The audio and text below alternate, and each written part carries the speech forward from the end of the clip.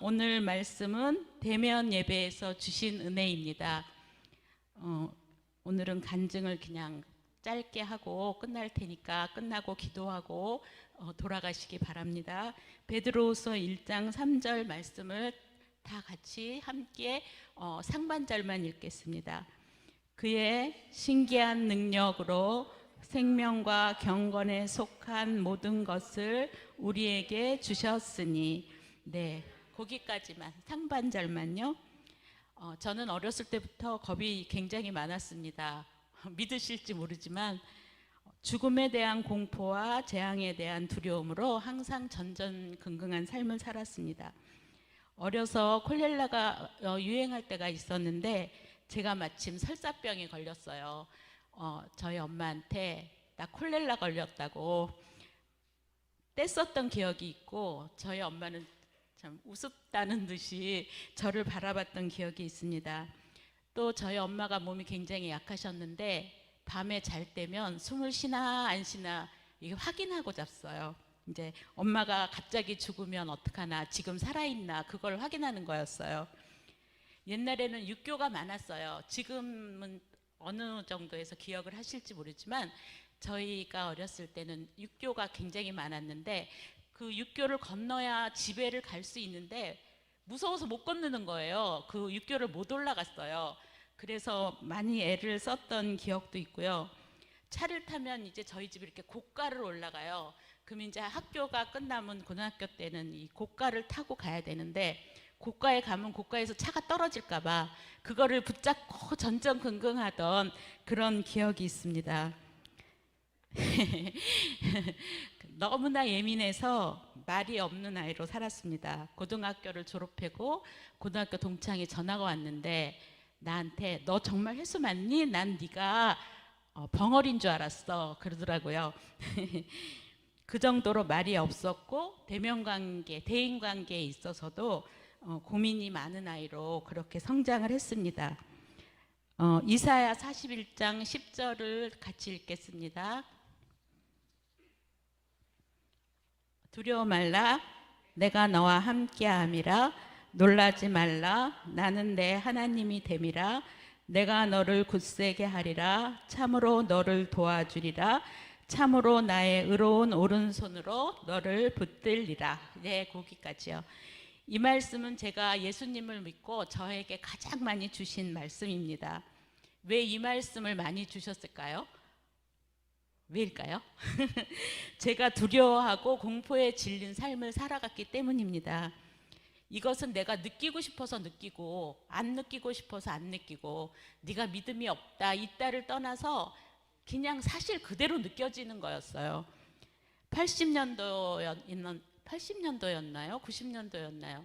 다미성교회라고 있었어요. 사모님은 아시죠? 다미성교회. 세상 종말론을 주장하는 그 금박 주님이 오신다고 하는 그 다미성교인데 그 책을 읽고 나는 두려움에 사로잡힌 적이 있어요. 밤에 남편은 옆에서 자고 있고 완전히 도울 것 같더라고요. 너무너무 두려워서. 그래서 화장실로 뛰어가서 방언으로 기도를 했어요. 그때 이 말씀이 나의 뇌 속을 이렇게 돌아다니더라고요.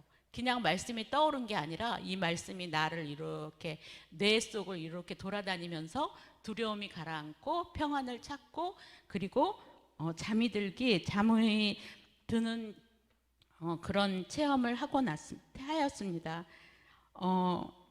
그때 나는 두려움이 사라지고 안정을 찾기 시작했습니다. 일시적이었지만 시편 18편 29절을 함께 읽겠습니다. 시작. 내가 주를 의뢰하고 적군을 향해 달리며 내 하나님을 의지하고 담을 뛰어넘나이다. 저는 이후부터 주를 의지하고 적군을 향해 달리기 시작했습니다. 내 아이의 행동은 뭐든지 빨라졌습니다. 예수님과 함께 달려야 되기 때문에. 그리고 내 하나님을 의지하고 담을 뛰어넘는 삶을 살기 시작했습니다. 그분은 누구의 하나님도 아닌 바로 내 하나님이셨습니다. 내 일평생의 삶은 두려움과 공포와의 싸움이며 동시에 하나님의 위로와 그 말씀을 붙잡고 두려움과 공포에 담을 뛰어넘는 그런 일생의 반복이었습니다. 예수님이 저한테 꿈을 하나 주셨는데 그 사람의 두려움을 측정하는 검사를 한다는 꿈이었어요. 주사기를 여기다 꽂고 피를 빼서 두려움을 측정하는데 저는 남보다 2배가 많더라고요. 그러니까 보통 사람들이 가지고 있는 두려움의 2배의 그런 두려움을 가지고 있었습니다.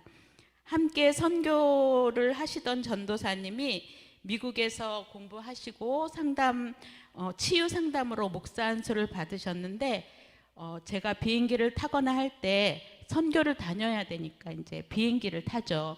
비행기를 탈 때 너무 공포를 잘 느끼니까 저보고 어려서부터 내가 무슨 일을 겪었는지 한번 돌아보라고 하시더라고요.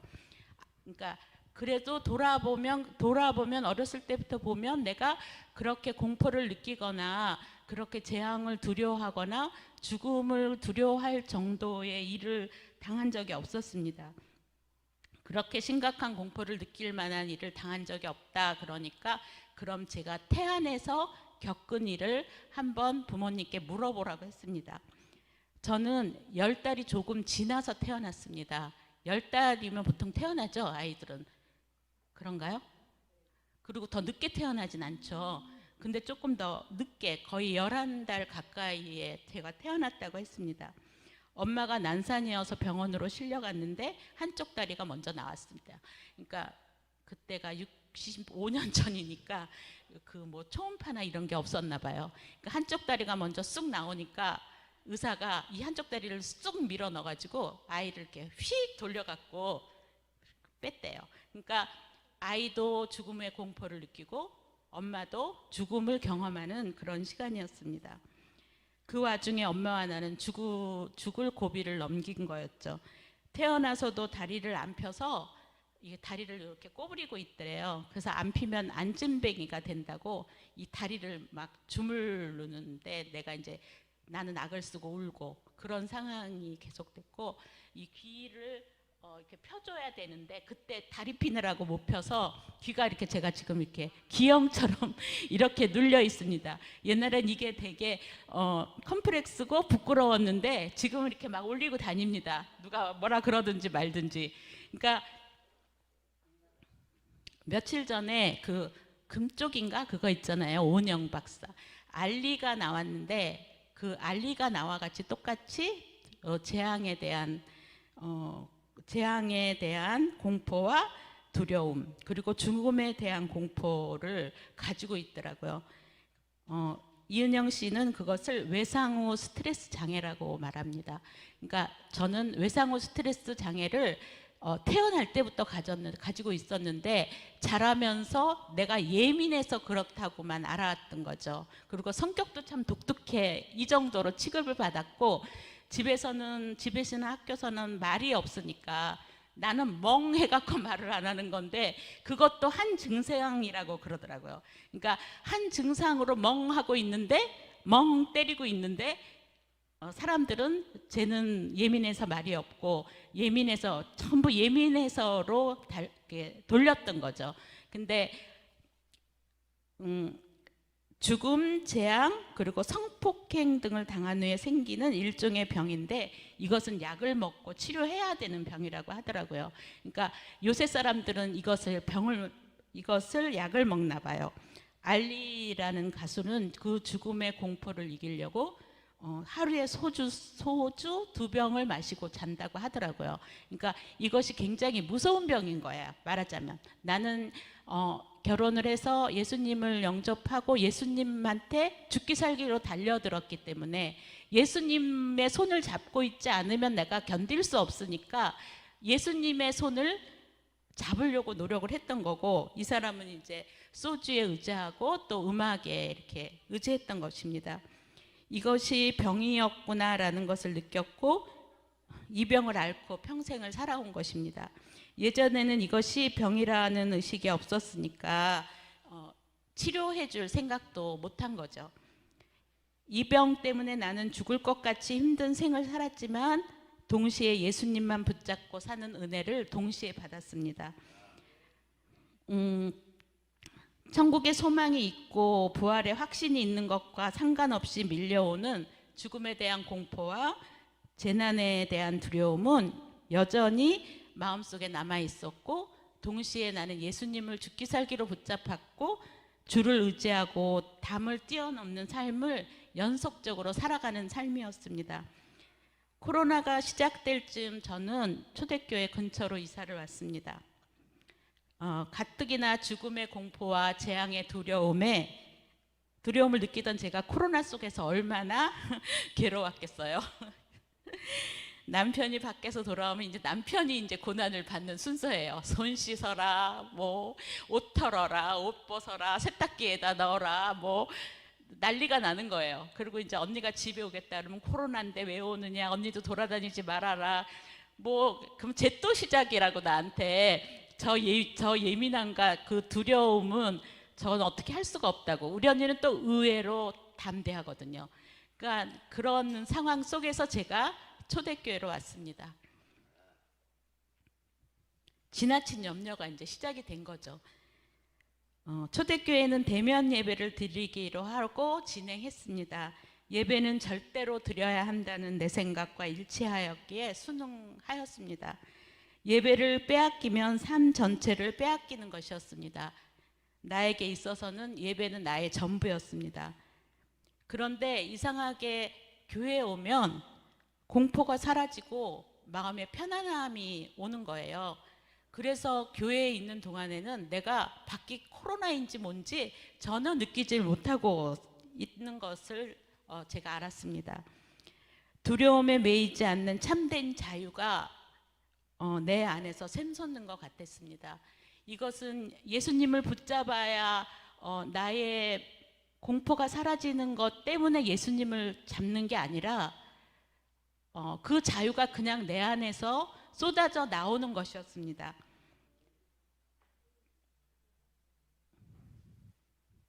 두려움에 매이지 않는 참된 자유가 내 안에서 샘솟고 공포는 어디론가 사라지고 난 딴 세상에 온 사람처럼 자유로웠습니다. 내 생각의 어딘가를 정지시켜 놓으신 것처럼 코로나로 모든 사람이 환난을 당하는데 나는 두려워하고 나는 공포를 느껴야 함에도 불구하고 담대함으로 평안을 느꼈습니다. 박성교사는 예수님을 영접한 후 일평생을 새벽 기도로 산 사람입니다. 저 사람은 새벽 기도로 하나님과 만나고 그 힘으로 하루를 살아온 사람입니다. 비가 오나 눈이 오나 새벽 기도에 하나님의 말씀을 받고 그 말씀으로 매일매일 하루하루를 살아온 사람이었습니다. 코로나로 새벽 기도할 데가 없었습니다. 동네 교회는 다 돌아다녀 봤지만 문을 닫고 열어주지 않았습니다. 초대교회에서 자면서 새벽 기도를 했는데 이런 교회는 어디에도 없었습니다. 그것은 한 사람의 영혼을 살리는 일이었습니다.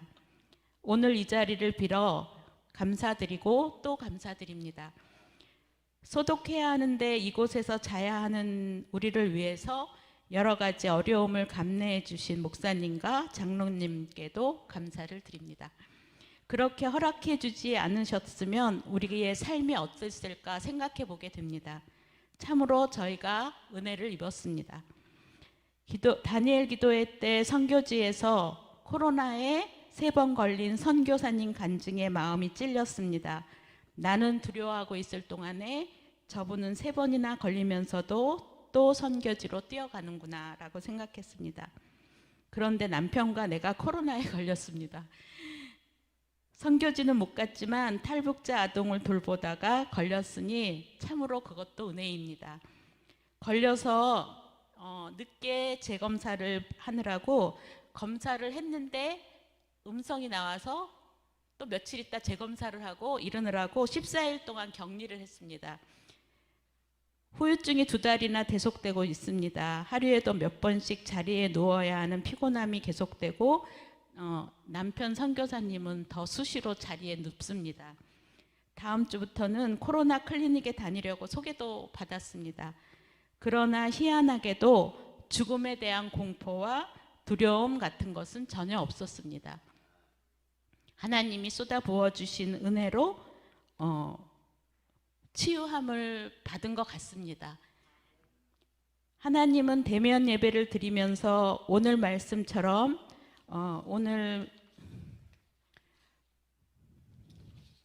오늘 말씀을 다시 한번 보시겠습니다. 처음에 베드로후서 1장 3절, 베드로후서 1장 3절 같이 읽으시겠습니다. 앞부분만. 그의 신기한 능력으로 생명과 경건에 속한 모든 것을 우리에게 주셨으니.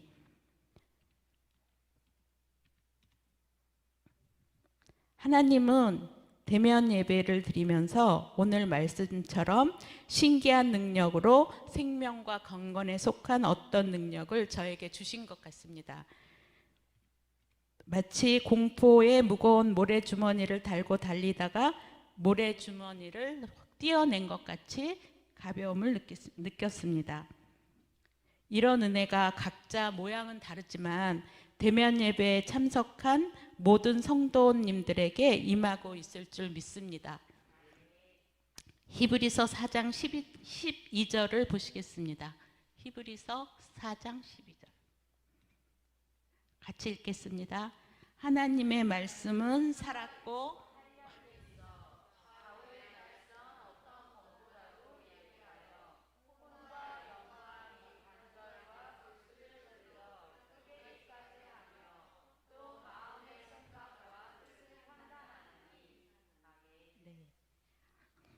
코로나 동안 저는 성경 통독을 하게 됐습니다. 물론 이제 교회에 오면서 목사님이 추구하시는 게 성경 통독도 하나로 들어가기 때문에 성경 통독을 의무적으로 해야 되지만 저는 성경 통독을 잘 못했습니다.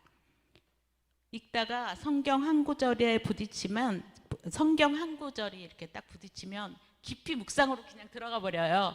그래서 성경 통독보다는 그 묵상에 더 익숙한 그런 사람이었습니다. 하루에 20장씩 읽기로 결단하고 유튜브에서 빠른 성경 읽기를 틀어놓고 어찌 하든지 무조건 읽었습니다. 하루에 100장씩 읽으신 선진이 있으니까, 믿음의 선진이 있으니까 그것도 도전이 되고 힘이 되었습니다. 읽던 중 희한한 능력을 체험했습니다. 공포심으로 저는 우울감이 체질화되어 있습니다. 그런데 성경을 읽고 나면 말씀이 살았고 운동력 있게 움직여서 나를 일으켜 세우는 것을 체험했습니다. 저는 목사님과 초대교회에 와서 목사님과 사모님이 밝고 담대하고 그리고 항상 감사하고 이런 어떤 것에서 이렇게 나와의 갭을 느꼈어요. 나는 항상 우울감이 있어서 이렇게 아침에 일어나거나 혼자 있을 때 이렇게 우울을 체험하는 이게 체질화되어 있는데 어째서 사모님은 저럴까? 어째서 목사님은 저럴까? 그것에 대해서 이렇게 도전 같은 것을 느꼈습니다. 그랬을 때 그 긍정적인 사고가 이것을 깨닫는데 도움을 주었습니다. 하나님의 말씀이 성경 통독이 하나님의 말씀은 그냥 무조건 읽는데도 그것이 살았고 운동력이 있어서 나를 치유하는 것을 깨달았습니다. 그래서 성경을 읽기 전에 나는 분명히 우울한 사람이었는데 성경을 20장 읽고 나면 나는 긍정적이고 밝은 사람이 되어서 그렇게 행동할 수 있는 것을 깨달았습니다. 코로나는 나에게 많은 것을 가져다 주었고 그리고 대면 예배는 참으로 많은 경험을 하게 했습니다. 모든 어려움과 위험을 감수하고 하나님께 드리는 예배를 사수하신 목사님의 믿음의 용기에 감사를 드립니다. 그리고 어려움을 순종하고 따라준 온유한 성도의 모습에도 박수를 보내드립니다. 예배 때마다 신기한 능력으로 생명과 경건에 속한 모든 것으로 우리에게 화답하여 주신 하나님께 감사와 찬양을 올려드립니다. 그야말로 살아나는 교회, 살리는 교회가 된 것입니다. 이런 예배가 오랫동안 계속되기를 기도합니다. 계속 많은 사람이 들어와 그 영혼이 살고 말 못할 아픔이 치유되는 살리는 교회가 되기를 기도드립니다. 감사합니다. 잠깐 기도하시겠습니다.